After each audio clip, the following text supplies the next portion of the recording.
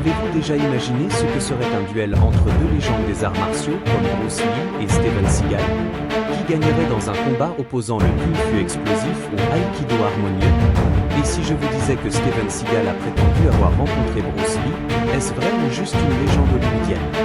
Restez avec moi, car nous allons plonger dans cette histoire fascinante, révéler des secrets oubliés et analyser pas à pas ce qui pourrait se passer dans un tel affrontement. Mais avant d'aller plus loin, si vous aimez les récits captivants sur les arts martiaux et les stars d'action, abonnez-vous à la chaîne dès maintenant pour ne rien rater de nos futures vidéos explosives. Tout commence avec une scène mystérieuse, un visage familier, une reconnaissance soudaine. You look familiar. In Run Iwa. My name is Shen. You have offended my family. Une tension palpable, suivie d'un yes, sir. Et la musique qui monte, nous transportant dans l'univers des arts martiaux. Imaginez-vous là, au cœur de l'action, sentant l'adrénaline monter. C'est exactement ce que Bruce Lee a apporté au monde, un héritage indéniable dans les arts martiaux. Au fil des années, de nombreux prétendants ont affirmé avoir entraîné ou même combattu avec lui.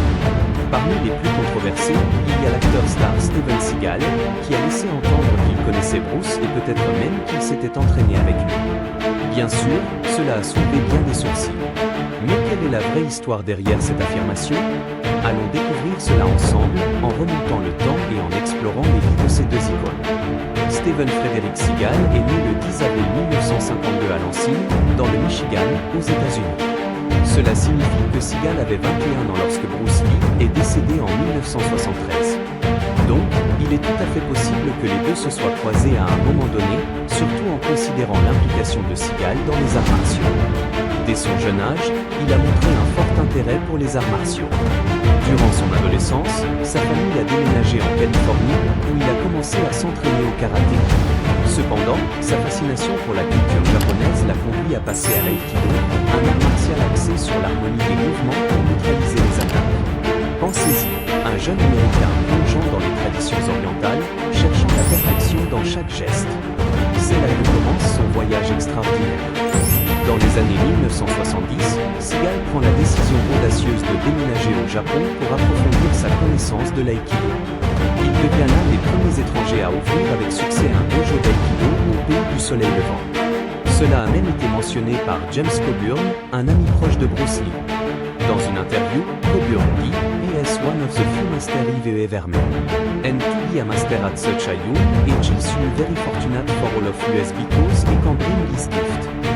Au Japon, Seagal s'immerge complètement dans l'art martial, obtenant finalement une ceinture noire de 7e degré et le titre de Shion en Aikido. Ce terme japonais est utilisé dans divers arts martiaux pour honorer les praticiens seniors. Seagal est allé jusqu'à devenir le premier étranger au Japon à diriger un dojo d'aïkido. Imaginez la détermination qu'il a fallu pour briser ces barrières culturelles et devenir un maître respecté dans un pays où les traditions sont sacrées. Dans une interview avec Michael Chavell en 2012, Seagal a affirmé avoir rencontré Bruce Lee par l'intermédiaire de James Coburn. Seagal a également mentionné qu'ils avaient un espion. Il dit "He told Bruce is a really great reality. And he told James Coburn was a great too. And I'm really sorry they all gone." Si cette rencontre a vraiment eu lieu, elle soulève la question intrigante de qui aurait l'avantage entre les deux. Serait-ce Bruce Lee avec ses techniques fondamentales de Kung Fu ou Steven Seagal avec son Aikido? C'est ici que l'histoire devient vraiment excitante, car nous allons explorer non seulement les faits, mais aussi les hypothèses d'un combat mythique. Un combat potentiel entre eux dépendrait largement de la distance et du rythme. L'aïkido excelle lorsqu'il peut capturer l'élan de l'adversaire et le verrouiller au bon moment. Si l'aïkido est trop lent ne serait-ce que d'une seconde, le Kung Fu peut verrouiller et projeter. Mais si l'aïkido bouge trop vite, il pourrait perdre le contrôle. Développé par Morie Ueshiba, l'aïkido n'est pas un art martial conçu pour blesser, mais pour harmoniser. Son principe central est d'utiliser l'énergie de l'adversaire pour le faire tomber. Chaque mouvement d'aïkido est doux mais mortel lorsqu'exécuté avec précision. Remarquez l'équilibre parfait de l'instructeur et comment il force toujours l'agresseur à être l'attaquant.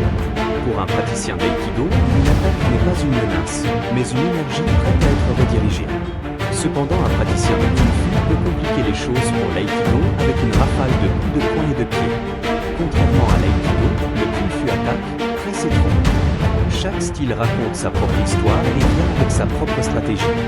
Il Imaginez maintenant un duel réel entre Steven Seagal et Bruce Lee. Ce ne serait pas seulement une bataille entre deux légendes, mais un choc de deux philosophies d'arts martiaux fondamentalement différentes. L'une plus tandis que l'autre frappe. Steven Seagal se tient grand, calme et intimidant. L'expert en Aïkido transformerait la douceur en puissance brute. À courte distance, il n'a pas besoin de beaucoup de mouvements. Juste un petit geste et Bruce Lee pourrait être projeté au sol. Mais le problème est que l'homme qu'il affronte n'est pas une personne ordinaire. Bruce Lee n'est pas juste rapide. Il est trop rapide pour être vu. Chaque muscle tendu est léger. Chaque coup est comme un éclair. Et bien sûr, il n'attend pas. Il attaque continuellement. Des coups de pied bas au genou, des jabs aux yeux, des coups de cou avec un style mixte combinant Wing Chun, boxe, Kung Fu et Jeet Kune Do. Tout se fondant parfaitement. Ce choc de styles d'arts martiaux différents peut être vu dans la vidéo de combat suivante. Dès que le match commence, le maître de Kung Fu déchaîne sans relâche une série d'attaques, submergeant le combattant d'Aïkido. Cela force le praticien d'Aïkido en position défensive, essayant d'éviter de prendre plus de coups de poing, mais cela ne signifie pas que le combattant d'Aïkido ne peut pas riposter. Après avoir pris des coups de son adversaire, le praticien d'Aïkido applique la pression avec un barrage continu de coups de poing. Même si le maître de Kung Fu contre-attaque, ils échangent toutes deux attaques et défenses pendant une longue période, chacun testant les limites de l'autre. Comment cela illustre-t-il le choc des styles et des stratégies entre le flux de l'aïkido et la puissance explosive du kung fu? C'est fascinant, n'est-ce pas?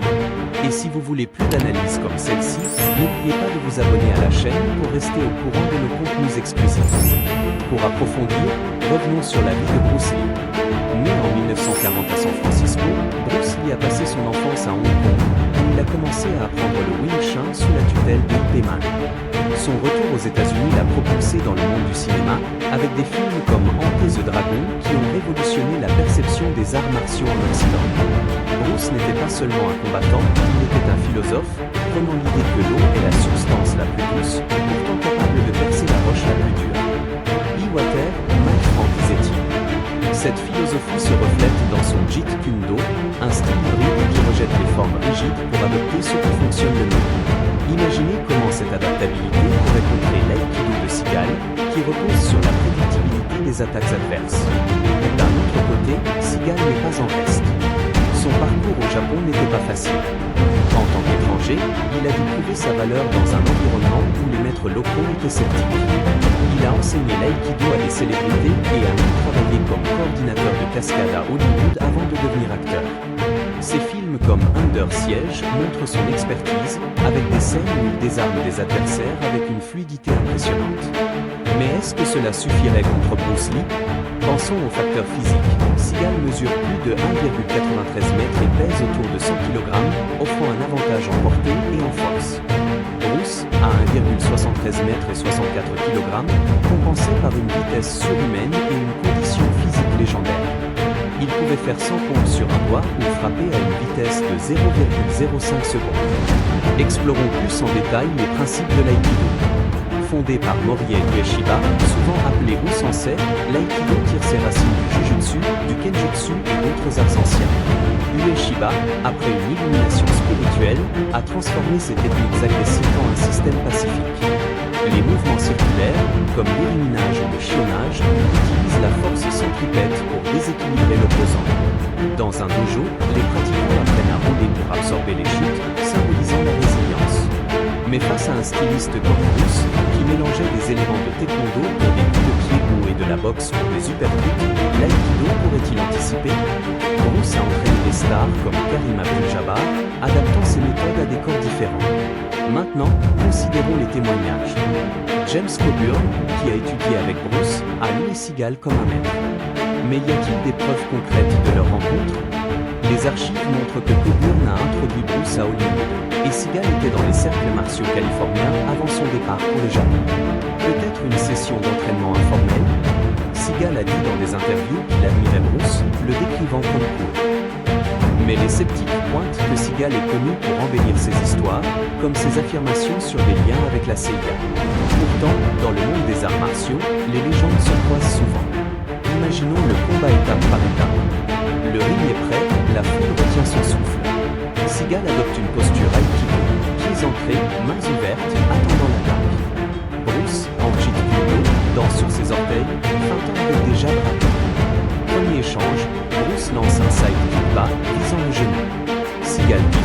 attrape la jambe et tente un troll. Mais Bruce roule, se relève en un éclair et contre avec un one-inch punch, célèbre pour sa puissance concentrée. Seagal absorbe, rediriger l'énergie en un wrist lock. La folie. Bruce brise la prise avec un elbow strike, forçant Seagal à reculer. C'est un ballet de force et de finesse, où chaque erreur pourrait être fatale. Pour rendre cela plus vivant, rappelons des combats réels similaires. Dans des tournois mixtes comme l'UFC précoce, des stylistes Aikido ont lutté contre des strickers. Royce Gracie, avec son jiu-jitsu, proche de l'Aikido dans les projections, a dominé, mais contre des punchers rapides comme Ken Shamrock. Bruce, avec sa vitesse, ressemblerait à un Conor McGregor moderne, frappant avant que le grappling ne ferme la distance. Mais Seagal, avec son expérience en armes, il enseigne aussi le kendo, pourrait incorporer des désarmements si des propres étaient impliqués. Bien sûr, c'est hypothétique, mais passionnant. Et n'oubliez pas, si cette analyse vous captive et que vous voulez explorer plus de duels légendaires ou des biographies de maîtres martiaux, abonnez-vous à la chaîne maintenant. Cliquez sur ce bouton et activez la cloche pour des notifications instantanées sur nos vidéos exclusives. Poursuivons avec l'héritage de ces deux hommes. Bruce Lee a inspiré des générations, de Jackie Chan à Jet Li, en brisant les stéréotypes asiatiques à Hollywood. Ses livres comme Tao of Jeet Kune Do sont des guides pour les fighters. Seagal, quant à lui, a popularisé l'aïkido via ses films, montrant comment un art doux peut être dévastateur. Il a aussi des facettes controversées, accusations de harcèlement, lien avec Poutine, mais son impact martial reste. Qui gagnerait? Peut-être personne, car les vrais maîtres évitent le combat. Mais dans notre imagination, Bruce's vitesse pourrait l'emporter, à moins que Seagal ne capture un moment parfait. Allons plus loin dans les techniques. En Kung Fu, le Shisao, main volante, permet de sentir les intentions de l'adversaire, similaire à l'Aikido S-Blending. Mais Bruce l'utilisait pour enchaîner des trains en strike. Seagal, en Aikido, préfère l'Atmi, frappe distractive, pour setup des trolls.